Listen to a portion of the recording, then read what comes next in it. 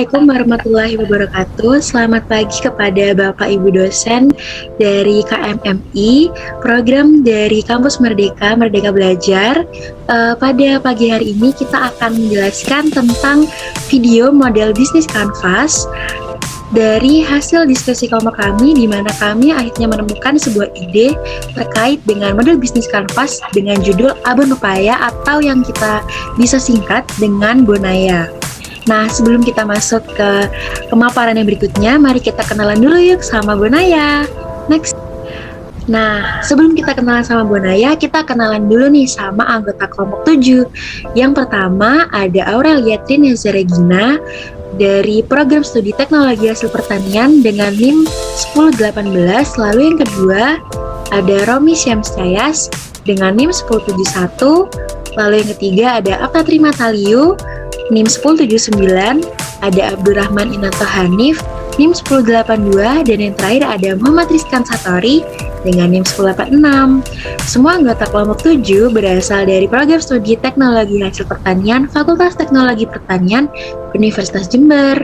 Nah, mungkin udah cukup ya perkenalan tentang anggota kelompok 7. Selanjutnya kita kenalan dulu yuk sama Bonaya. Nah, apa sih Bonaya itu? Bonaya itu adalah singkatan dari Abon Pepaya. Nah, Abon Pepaya ini adalah sebuah produk olahan yang kita memanfaatkan buah pepaya, khususnya buah pepaya muda, dengan rasa dan tekstur yang dihasilkan persis banget sama abon. Makanya Bonaya disebut dengan Abon Pepaya. Nah, cara pembuatannya itu cukup gampang, yakni pepaya cukup dengan disayat, kemudian digoreng dan juga dibumbui sehingga menghasilkan rasa yang khas dari Bonaya dengan menggunakan bahan alami sehingga menjadikan produk ini dengan kandungan yang rendah lemak serta sehat. Nah, produk agropartnership yang kami pilih ini merupakan bahan lokal dari suatu daerah yang mana bahan tersebut jarang dimanfaatkan atau diolah sebagai produk lainnya. Tentunya teman-teman pasti juga jarang dengarkan pemanfaatan tentang pepaya muda. Nah, maka dari itu kita memanfaatkan pepaya muda untuk menjadi Bonaya atau abon pepaya. Kami memanfaatkan pepaya menjadi abon dikarenakan yang pertama, abon memiliki banyak peminat. Lalu yang kedua, masih jarang ditemukan abon dengan variasi bahan yang berasal dari produk lokal daerah. Biasanya kita makan abon dengan bahan yang itu-itu aja, bukan? Maka dari itu, dengan ini kami bekerja sama dengan daerah di kota Jember, khususnya di Desa Panti sebagai pemasok bahan baku utama produk abon pepaya, yaitu buah pepaya muda. Kami menamakan produk ini dengan nama Bonaya. Just for information, Desa Panti adalah desa penghasil pepaya yang cukup terkenal di Kabupaten Jember. Maka dari itu kita milih Desa Panti sebagai pemasok dari komoditas yang kita akan hasilkan. Nah, Bonaya punya beberapa kelebihan nih. Yang pertama, Bonaya memanfaatkan komoditas lokal sehingga dapat meningkatkan value dari komoditas lokal suatu daerah, khususnya di Kabupaten Jember. Yang kedua, harga jual yang relatif murah. Yang ketiga, berasal dari bahan alami sehingga kita bakalan lebih sehat dong setelah mengonsumsi Bonaya. Yang berikutnya, tanpa bahan pengawet. Dan yang terakhir, memiliki rasa yang gurih dan juga renyah. Nah, Bonaya juga punya rasa khas sehingga rasanya nggak ditemukan di abon yang lain. Berikutnya, ada manajemen tim usaha dalam perencanaan program kita ini yang akan dijelaskan oleh Rizkan Satori. Pada Rizkan, saya persilahkan. Terima kasih Mbak Apta Trimataliu. Selanjutnya yaitu manajemen tim usaha. Yang pertama yaitu manajemen SDM yang koordinator oleh Abdurrahman Hanif Nanto. Dalam manajemen ini sedangkan seorang manajemen dituntut untuk bisa mengelola seluruh sumber daya manusia yang ada agar tetap dapat bekerja dengan kualitas yang baik dan produktif. Untuk mengoptimalkan seluruh sumber daya manusia agar dapat bekerja secara efektif dan efisien. Pihak manajemen ini juga dituntut untuk mendapat melakukan pembagian tugas dan tanggung jawab pada seluruh staf atau staffing, melakukan evaluasi kinerja karyawan, menyelenggarakan sebagai pelatihan untuk mengembangkan SDM, dan juga memberi reward dan recording kepada seluruh sumber daya manusia dalam perusahaan secara adil dan seimbang. Oke, yang kedua yaitu manajemen pemasaran oleh koordinator Romi Syamsyayas. proses pemasaran dimulai jauh sebelum barang-barang diproduksi dan tidak berakhir hanya dengan penjualan. Kegiatan pemasaran perusahaan harus juga memberikan kepuasan kepada konsumen jika menginginkan usahanya berjalan terus, atau konsumen mempunyai pandangan yang lebih baik terhadap pemasaran. Selanjutnya yaitu beberapa kompetensi yang harus dikuasai oleh pihak manajemen pemasaran ini, diantaranya tentang komunikasi pemasaran, pengetahuan kebijakan, peramalan penjualan, strategi bisnis, manajemen pemberian dan penjualan, serta dan sebagainya. Oke, next.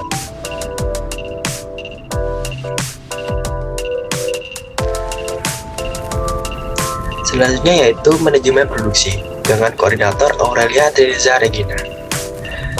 Manajemen produksi dituntut untuk bisa menghasilkan produk yang sesuai dengan standar yang ditetapkan oleh pemerintah dan juga berdasarkan keinginan konsumen. Merancangkan proses produksi yang efektif dan efisien, dari mulai pihak bahan baku, lokal produksi, hingga produk akhir yang dihasilkan dalam proses produksi ini. Pada produk Bonaya ini, produk yang kami hasilkan dengan memanfaatkan bahan lokal yang unggul dalam suatu daerah. Selanjutnya yaitu manajemen keuangan dengan koordinator Apta Trimatali. Pihak manajemen dituntut untuk dapat memastikan kegiatan usaha yang dijalankan mampu mencapai tujuan secara ekonomis dan diukur berdasarkan profit. Tanggung jawab besar ini disemban oleh pihak manajemen keuangan ini.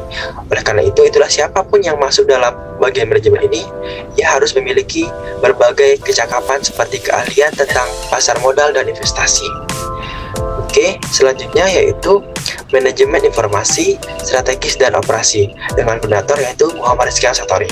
Manajemen strategis ini berfokus pada proses penetapan tujuan organisasi, pengembangan kebijakan dan perencanaan untuk mencapai sasaran yang dituju, serta mengalokasikan sumber daya untuk menerapkan kebijakan dan merencanakan pencapaian tujuan organisasi. Dan juga seorang manajemen operasi bertanggung jawab dalam mengelola proses pengubahan input atau dalam bentuk material, tenaga kerja dan energi menjadi output dalam bentuk orang dan jasa ataupun barang. Oke, next. Selanjutnya desain produk dari Bonaya atau abon pepaya.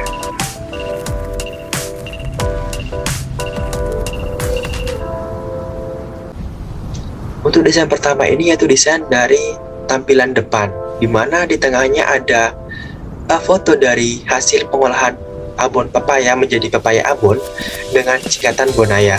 Dengan pojok bawah kanan yaitu berat bersih atau neto dengan sebesar 150 gram.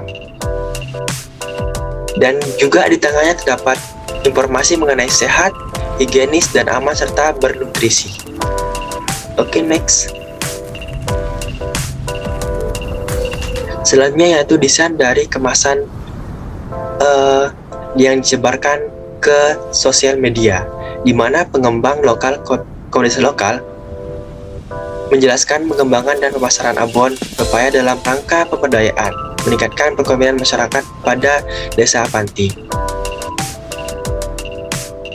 Oke, next. Ya, sama seperti sebelumnya, ini merupakan desain dari Bonaya yang akan disebarkan ke Facebook, Instagram, ataupun ke web yang kita sediakan. Oke, next. Selanjutnya itu pemasaran. Untuk pemasaran dari Bonaya ini ada 4 ya menurut kami. Yang pertama web, untuk webnya itu www.bonaya.com. Sedangkan untuk Facebooknya Bonaya Indonesia. Untuk Instagram, mungkin teman-teman yang punya Instagram bisa cari dan follow @bonaya. Untuk Shopee, yang punya Shopee atau yang menggunakan Shopee Pay dan sebagainya, bisa cari Bonaya di Bonaya IND.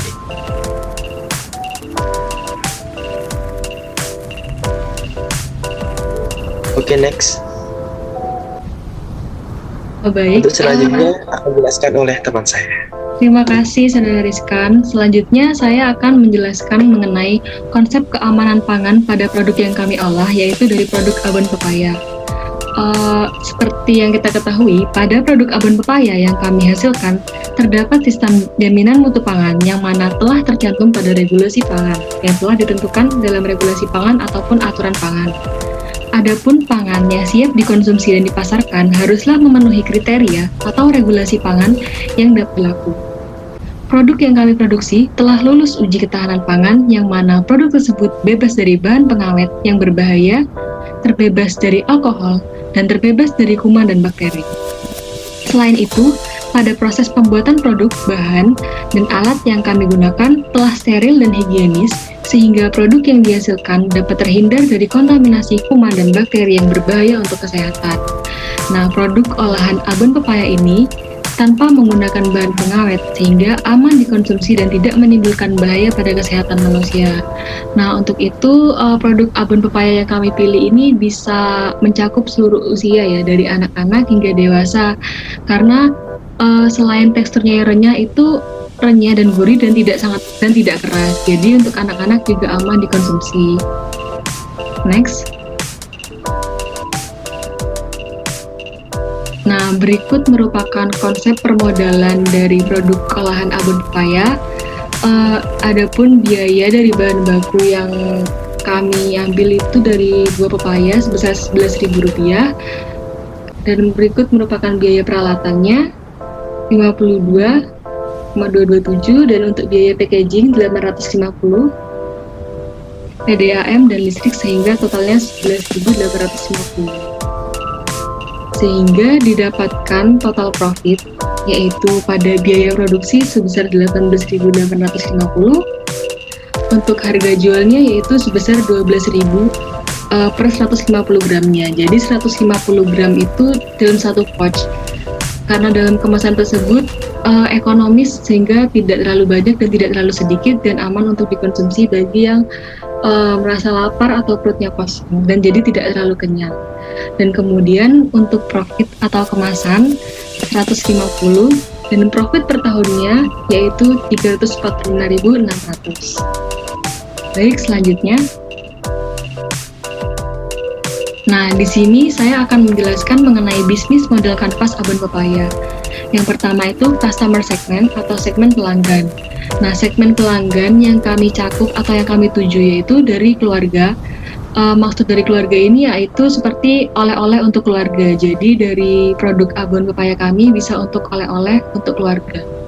Dan kemudian untuk remaja dan mahasiswa serta untuk anak-anak karena teksturnya yang gurih, renyah, dan memiliki varian rasa dapat menarik perhatian para konsumen untuk membeli produk olahan abon pepaya kami. Dan berikutnya yaitu value proposition atau proposisi nilai. Nah, dari proposisi nilai yang kita dapatkan itu abon pepaya dengan varian rasa. Adapun varian rasa dari abon pepaya kami yaitu asin, gurih, pedas, dan barbeque. Jadi rasa yang didapatkan tidak hanya itu saja. Kemudian abon pepaya kemasan oleh-oleh, kemasan yang praktis dan menarik sehingga dapat menarik konsumen untuk membeli produk olahan abon pepaya kami. Kemudian abon pepaya yang tadi tersebut gurih dan renyah, dan pada produk olahan abon pepaya kami dapat menerima pesan antar dalam alamat. Dan yang terakhir, halal dan sehat. Nah, berikutnya pada channel atau saluran, kami mempromosikan produk olahan abon pepaya kami melalui pamflet, melalui media online. Mengapa kami memilih melalui media online? Karena seperti yang kita ketahui pada zaman saat ini, media online sangat berpengaruh kepada khalayak ramai. Jadi, banyak masyarakat Indonesia yang memainkan sosial media atau media online sehingga mereka dapat terpengaruh untuk membeli suatu produk. Maka dari itu kami memilih penyebaran produk kami melalui media online. Dan berikutnya ada customer relationship, yaitu kemitraan pelanggan. Sama seperti customer segment, yaitu keluarga, remaja, dan mahasiswa, dan anak-anak. Jadi kita upayakan pelanggan yang kami tuju yaitu dari keluarga, remaja, dan mahasiswa, serta anak-anak. Kemudian revenue streams atau arus pendapatan. Nah, pendapatan yang kami dapatkan nantinya itu berasal dari penjualan abon pepaya dan jasa memberikan pelatihan bagi masyarakat dan pelajar. Jadi bagi masyarakat dan pelajar yang ingin melakukan pelatihan pembuatan produk abon pepaya, kami membuka jasa sehingga dapat membuka peluang usaha bagi teman-teman yang ingin berupaya untuk berusaha dari produk olahan yang berasal dari produk lokal. Kemudian ada key resources atau sumber daya utama, yaitu dari latihan budidaya pepaya dan peralatan pada pembuatan abon pepaya. Kemudian ada key activities atau aktivitas utama. Nah, aktivitas utama dari produk olahan ini yaitu budidaya pepaya, yaitu pepaya muda yang didapatkan dari budidaya di daerah, terutama di daerah Panti di Kabupaten Jember. Kemudian pengolahan pepaya menjadi obat pepaya, dan yang terakhir pemasaran produk obat pepaya. Kemudian ada key partner atau mitra utama. Nah, mitra utama kami ditujukan pada daerah minimarket atau toko, dan bisa ke marketplace seperti GoFood atau Shopee Food, rumah kemasan, pusat oleh-oleh, dan dari BUMDes itu sendiri, dari Desa Panti. Dan yang terakhir ada cost structure atau struktur biaya yang didapatkan, yaitu biaya panen dan pasca panen, biaya pembuatan abon pepaya, dan biaya kemasan dan pemasaran. Next. Terima kasih kepada teman-teman dan Bapak Ibu dosen KMMI yang telah menyimak video BMS dari kelompok 7. Semoga bermanfaat, semoga dapat memberi gambaran kepada teman-teman semua terkait produk olahan yang berasal dari komoditas lokal suatu daerah, terutama daerah kita sendiri yaitu Kabupaten Jember. Terima kasih, kurang lebihnya mohon maaf. Saya mewakili teman-teman kelompok saya. Wassalamualaikum warahmatullahi wabarakatuh. Terima kasih.